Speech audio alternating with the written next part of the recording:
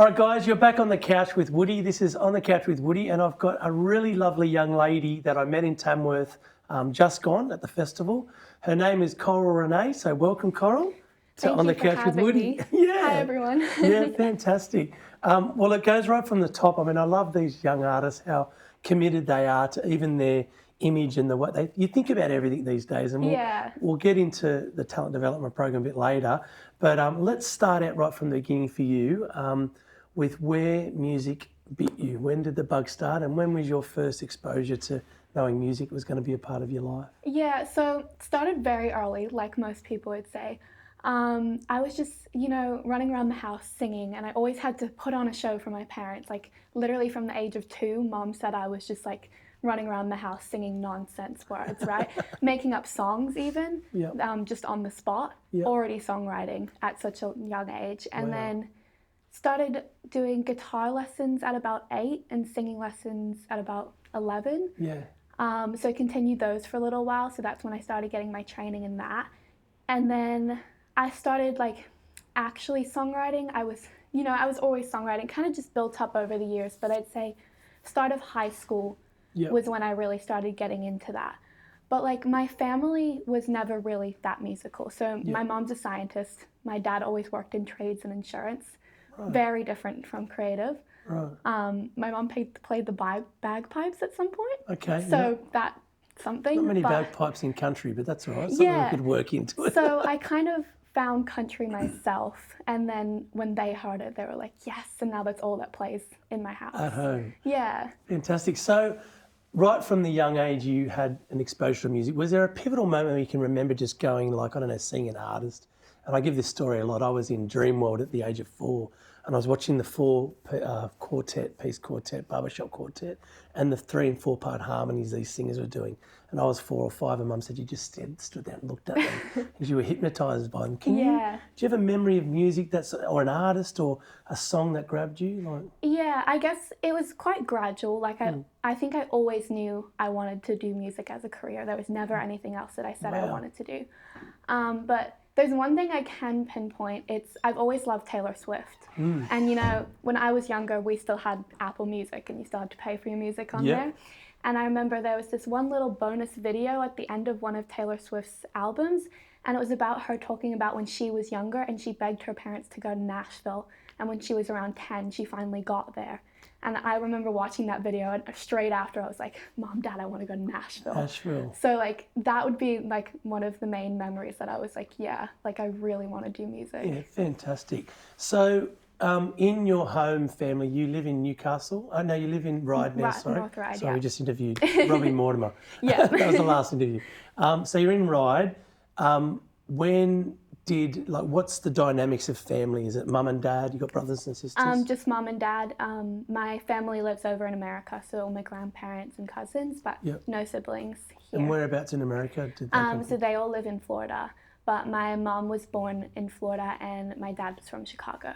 So, right. Yeah. And so did they move over for work, was it, or was it just So my mom got a job offer here in science, and my dad chased her across the world. Yeah. That's a song in itself. Yeah. Well, that's fantastic. Good. So you were schooling in Sydney? What school did you go to? I went to Riverside Girls High School. Yep. Yeah, and I went to primary school in Ryde as well. In Ryde as well. And in high school, were you doing music? Yeah, I was doing music. So I would say the start of my performing, I started busking when I was very little.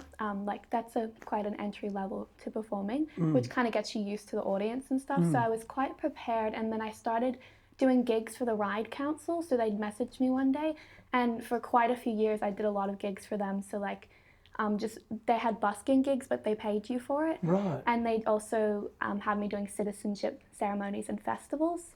And how old were you then? I'd say about year 9, so how old would that be? Okay, so 15. Yeah, 14, around 15. that age. I started doing gigs, and then that was quite a good entry to be able to say to venues, look, I've done this. Yep. And now I'm just starting to build that up a bit more. Spread your name up. Yeah. And from that moment as well, you went into sort of year 11 and 12, and you did HSC Music? Yes, I did HSC Music. And you were identified to become part of the talent development program. Yeah. So I auditioned for that, and it's 3 phases, Yep. and I've made it all the way through now. So my graduation concert is next week, actually, on Wow. Friday. Where's that going to be? ICC Oh, Theatre. wow. Yeah. That's amazing. Which is really exciting. So there's 11 of us, Yep. and we're all performing together. We get to perform 2 of our songs. And Well, that's awesome. Well, that's got a lot of history, that program. That was started out when I was, a few years before I went to year 10, but in year 11 and 12, when I was around that year 9, year 10 mark, there was a vocal group called Human Nature. And Human Nature now have a contract and a residency at Las Vegas. yeah, wow. But they started out, and they were a big thing in Australia. They were like a boy pop band, kind of like a Backstreet Boys type thing. yeah. And they sang really well, but they were the first ones to be nurtured by that talent development program. And then look what happened. I mean, they're doing massive things. I mean, it's an amazing program, and you can look through like all the people who've graduated on the thing, and you'll recognize so many names. Yeah, like, there you go. Of it's artists just who have amazing. become Yeah, and quite a few country artists as well, so they're really open to like every genre. in that. Yeah, so it's been really great. Yeah. Yeah, fantastic. So that's going to be very soon, the graduation performance. Yeah. Can the general public go and watch that? Or is Yes, it, they can. It's just $25 for tickets. Okay, what date is it? 21st of June. 21st of June, I Yeah. guess just around the corner. Yeah. Fantastic. So when did songwriting become a thing for you? You said you were writing songs in year 7 or sort of even earlier. Yeah. When did you just say, okay, hang on, was it through the guitar or was it through just a collaboration with other musicians? Look, I mostly started writing alone. So obviously, when I was very little, I'd just sit there and strum at the guitar and sing words out. And my mom would be like, what's going on there?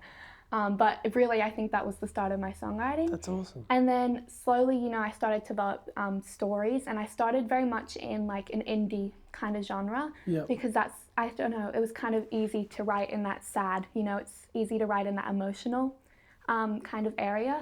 So I went to that indie side, but I was always listening to country music, and I always had a very country voice. So everyone was like, you need to write country. And I was like, I can't, because all I thought it was like cheesy and like beer and trucks, and it kind of just put me off of it because I didn't know how to write that. That's right. And then last year I got accepted into the Junior Academy of Country Music. Yep. So I was already songwriting by that point, but when I realized I'd got accepted, I was like, look, I need to write a country song. Like, I'm going to a country music academy. I need a country song. So about a week before that, I sat down and I wrote 2 country songs in one day. Right. And those were my best songs that I've ever written. And then after that, I just kept writing country. Like, that was the turning point in that. Great. Well, was there an artist that you looked up to and you went, I mean, for me, it was very obvious for me. It's Keith Urban and now more modern artists like Chris Stapleton and those storytellers of that real classic kind of, they'll be around forever, that kind of music. That's what I want to sort of work my brand into. Yeah. But what's for you? Was there for everyone who can see Coral on camera, she's very pink. Yes. It's all about the pink. But you've got your own energy and vibe and look. Was there a stylistic, like from a stylistic song approach or singer? Was there Carrie Underwood or Miranda Lambert or somebody like? Was there anyone that you? Yeah, definitely both of them. Oh, yeah. Always loved their music. Love their storytelling and their lyrics. I'll always say Taylor Swift. Yeah, of course. Even though she's gone pop now, I really loved her first albums. It's amazing. Love everything now. And just like what a strong female she is in the industry. I think that's really inspiring and something I want to do with my music as well. Yep. I definitely take a lot of inspiration in like style from her and like Sabrina Carpenter, so pop artists with that really bright, like superstar kind of look. Yeah. So that's where I got that from. And then just like Luke Combs, Lee Bryce, if you've heard of him, he's American. Yep. Lainey Wilson and Megan Maroney. Yep. Definitely. There's some of the more modern Lainey especially. Yeah, I'm very modern American country is my influence. Awesome. So do you have dreams to jump over the pond and go to Nashville and do some writing over there? Yeah, definitely. So I went when I was about 11 or 12. I went to Nashville. My dad took me there. And whilst I was there, I got to play at the Bluebird Cafe. Yes, that's amazing. Yeah, as I part literally of an followed open their mic. Instagram page the other day. Yeah. It's like, come on, man, I'm a country artist. I haven't followed their page. And I know. that's like And royalty. that was an amazing experience, even though I was so young and just playing one of my songs that wasn't that great yet. Didn't matter. Still stuck with me, and I really want to go back. The family is going to go back hopefully in August. Next year? This year. Sorry, we're still got August to go. Yeah, fantastic. So yeah, we're hoping to go back for like 2 months, see the family in Florida, and go to Nashville and do a bit there. But yeah, I want to go and collaborate with people there because American country is what I'm into. Is what you're into. Yeah. Now, for all those listening to Coral's beautiful voice, we're going to hear her sing in a minute, but you can definitely hear there's an accent. And I said, is it an accent? And she said yes. So tell the viewers your accent. What's the blend? I know they're from mum and dad. Yeah, so mum and dad are American, Yep. but I was born in Australia. Yep. So just growing up with them, I've kind of gone in a mix of both the Aussie and American accent. It's going to make for an interesting Yeah. singing voice. Yeah, it's definitely very interesting, and people always they listen to it and they're like, "What the heck is that? Like, what is going on with that accent?" And it's really, it kind of goes towards, people always say, use the word unique maybe, but I would call myself very contradicting. Because I'm American, I'm Aussie. Yeah. I grew up in the city, but I do country music. Yeah. There's all these things, like I dress up so glamorous and I'm so clumsy when I walk on stage. I might fall over. I always spill stuff on myself, like food. Mate, not on that pink, just be careful. Literally. So it's like, everyone's always like, you're just so contradicting. It's hard to work out to the accent, really. Interesting. Yeah. That's really cool. It's good that you're observing that from such a young age. Yeah. It takes most people a lifetime to work out who they are. Fantastic. Well, I feel like I'm looking at eyeing off this beautiful guitar you've got here, this little mini Taylor. Tell the story behind the guitar, because is this your first professional guitar? Yeah, so like I had a Fender before this one, which, it's a starter guitar. I'm glad the way she said that. That's awesome. It is a starter. Yeah. Well, we're talking about acoustics, 100%. Yeah, talking about acoustics. Yeah. It was good while I had it, and it was time for an upgrade. So for my 16th birthday, Dad took me to the Guitar Factory in Gladesville. Right around the corner from where you are. Yeah, and he was like, we're going to have a look at maidens, because we had heard good things about them. The Aussie, Yeah, so I started trying those, and I wasn't really a fan of any of them. And I saw that one sitting on the wall, and I was like, can I try that one out? So I picked it up. It's a bit smaller, you might notice the neck. So it's the 12th fret connects at the body instead of the 14th fret. So as a female, it's easier for me to hold and play. It's a shorter, so it's still the same. Yeah, it's got, so the 12th is right where it's joined from the body. Yeah. Okay, there you go. Yeah, so it's just a little bit closer to me, which makes it a bit easier to play. It's a strummer, isn't it? Like it's a strummer, like, if you're playing songs and writing songwriter type vibes. So yeah. So as soon as I picked it up, I was like, this is the one I want. And my dad asked the guy, he was like, how much is it? Bit over budget, because I always like to pick something over budget. But he was like, let's just get it, because it was the perfect one for me. That's great. It's amazing. That walnut kind of dark timbered. That's beautiful. Yeah. Grab it. Do you need a pick, or you? I have one here. Yeah, cool. Keep them in my phone case. Yeah, good girl. All right. Well, let's do a song, because I reckon it's a great segue into playing this guitar that you've had for a while. What's the song we're going to play? You can give the story behind it. Yeah, so I'll maybe play you my song Masquerade. I always say it's about not concealing who you really are. And this is that first country song that I ever wrote. It's the first one? Yeah. Wonderful. Okay, let's hear it. We've got a beautiful song by Coral called Masquerade.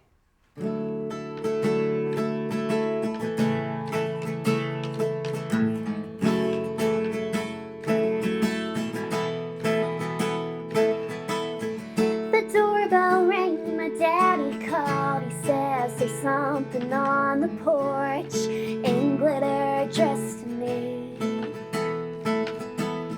Mystery invites you about, conceal your face in black rhinestones, and the dress picked out by me. Trace my hands under your mask, and I think it's you.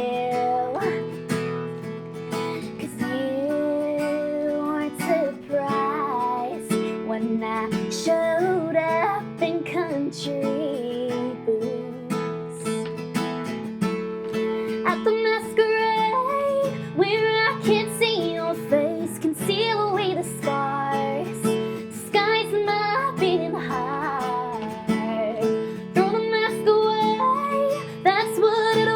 I'd say forever in your arms, and I don't know who you are.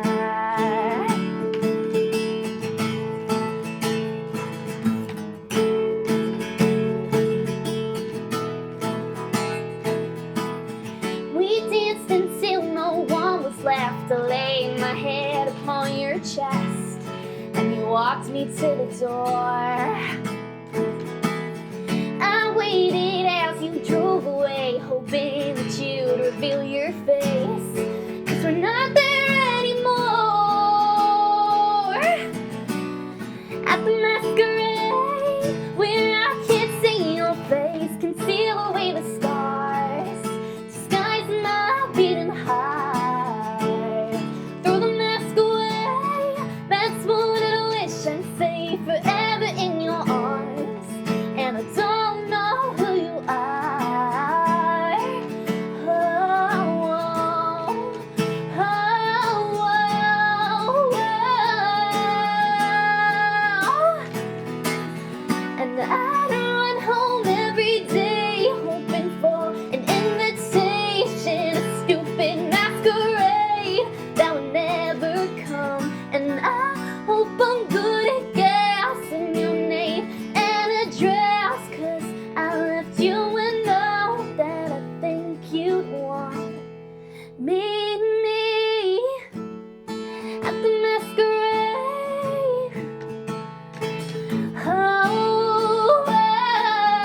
Oh, meet me at the masquerade. I hope I see your face. Don't care about the scars, they can't scare my beating heart. Throw the mask away, you don't need it today. Forever in your arms, 'cause I know who you are.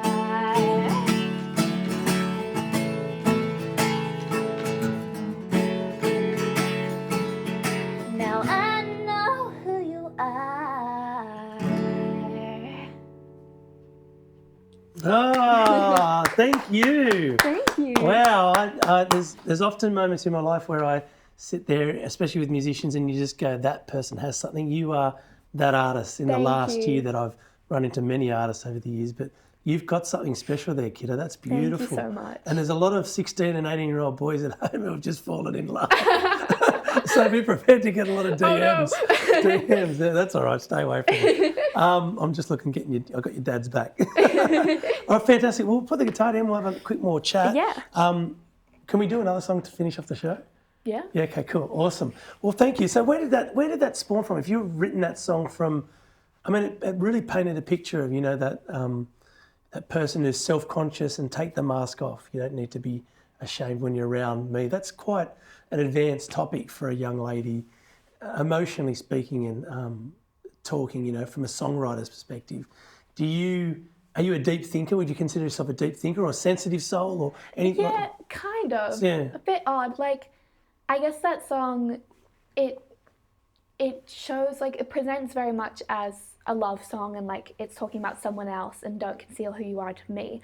But I've never experienced that really. No. So really it was a way to show myself through love songs. So like for a while there, like when I was little, I pretended my favorite color was blue, but now it's very obvious it's pink. And there's one year I decided to dye my hair pink, and it's kind of, that was kind of around the time I started writing country music, and everything kind of changed from there. So it was kind of a song for me saying, like, don't conceal who you are. Like, people love when they see this, Wow, that's great. I'm walking along the street, there'll be a group of 10-year-old girls, and they're like, oh my God, Barbie or Taylor Swift or whatever they think of. It's just, I'm immediately an inspiration for them. Yeah, that's wonderful. Yeah. Well done.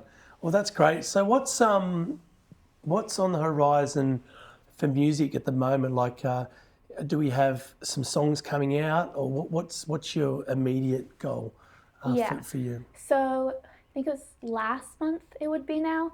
I recorded 6 songs with Simon Johnson. Oh, he's lovely. What a great man, yeah. So that's, for me personally, I'm going to be releasing some singles and then hopefully an EP. It's like an EP, yeah. Yeah.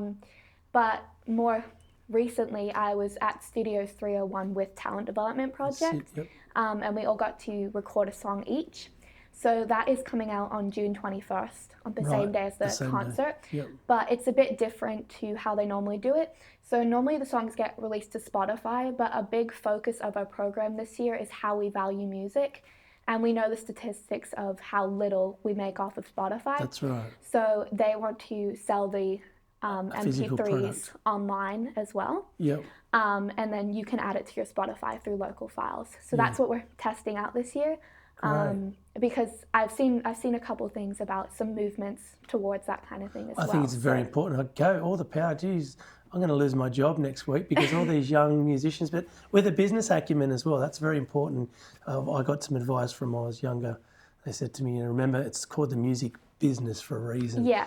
Music is music, but the business side is the other part that you have to become really coercive with. And I mean, what we're saying is it's only going to be around, like the price of coffee, we haven't narrowed down an exact price yet, but if you leave your coffee behind for one day and you buy a song that someone worked on for so long it's so creative, I don't see a problem with that. Yeah. That's great. Well, I'd be with that movement as well, especially as an independent artist. I mean, I read somewhere the other day that the CEO of Spotify said any artist who can't make money in the music industry these days is not trying hard enough. I thought, he's not living in the real world because it's totally taken the value totally away, which was a commodity which we used to export. And every record companies invested lots of money into artists like us to get the best songs written because they knew there was going to be something coming back. Where now it's ticket sales, and if people don't show up, you've got no income, and the other one there's merch. But how many T-shirts can you sell? So what's So what's your gigging life at the moment? Are you doing many gigs, or you're focused with the Ride Council, which was great? Are you doing? I'm getting more into like pub gigs and stuff. So I consider that as kind of like a second job to my actual music. Yeah. Like my personal career as an artist, separate to my pub gigs where I make money. They don't like country music out there. You just got to do the thing. It's very different. So you just do what they want. And then by myself in February, I had a headline show. So that was my first one ever. Good. And that went really well. We got like 70 people and, friends and family, but it was great. That's great. It was a great experience. So hoping to do more of those once I'm releasing some music. Are you going to Tamworth next year? Yeah, I think so. We have to. I'm thinking I might have to get you up in between our sets to do a song. Oh, that'd be awesome. That'd be pretty cool. As I said to you, with Men on Music, we run and we foster and nurture young and up and coming artists. I mean, you've already been trained by some of the best with the talent development program. You're already so far ahead of a lot of people, but I wish you all the best. Thank you. Thank you for coming on such short notice. Thank you so much for having me. That's all right. We'll finish off with another song. I'll shake hands now. Thanks, Coral. Thank you. And you can play one more song and we'll leave the fans to just kick back and relax and enjoy this track. You can tell them about it. All right. Just before we do that, where does everyone find your music? Whereabouts? So you can find me on all socials at Renee Music. And then I do have a website. It's just carlrenee.com. And that's where you'll find everything right now. Fantastic. And keep updated. Awesome. Yeah. Sounds good. Well, let's do it. So this one's called The Devil Wears Cowgirl Boots. Okay. And I wrote it kind of because I was always a really good kid. Like, I didn't do anything that was terribly wrong. Yeah. And I kind of wonder, like, what if my parents hadn't taught me, like, what was right and wrong? Good morals. Yeah, and what if someone else had taught me to do everything wrong? So. Okay. The devil wears the lipstick so red, she must have shed some blood, smudged it on her smile and then licked it off with her tongue. She drives 100 miles along the country road, no tread on her tires, wondering if it might explode. She grew up out here, and as a little girl pulled her pocket knife when she didn't like what she heard. She had a gorgeous face, they'd underestimate, seduce them with their eyes, and they never come out alive. 'Cause the devil wears cowgirl boots. The devil wears cowgirl boots. Oh, oh, oh. Well, I was only 15 when I saw her around, and I learned that the devil grew up in my town. I was still wearing braids in my straw blonde hair, and she lent me lipstick, said she saw something there. I begged my poor old dad to buy me a knife, and when he asked me why, I simply looked up and I smiled. I was done playing games out in the backyard. I wanted her to teach me everything I knew was wrong. 'Cause the devil wears cowgirl boots. The devil wears cowgirl boots. Oh. The devil wears 3 shots on whiskey, no remorseful grin, a little blood on her nails, stains her fingertips, and red leather jacket with a couple rips, a little bow in her hair, and some diamonds round her hips. The devil told me all I needed to know. By the time I was 20, I was already too far gone. And when she started to fade, it became my turn. She passed on to me everything I knew was hers. I waited till the end, till her final breath, and then I pulled her boots off just like she'd always said. I shed a final tear as I slipped them on. They fit real snug, and I knew it was wrong. But the devil wears cowgirl boots, and now I wear cowgirl boots. The devil wears cowgirl boots. The devil wears, oh, the devil wears cowgirl boots, and now I wear cowgirl boots. Oh.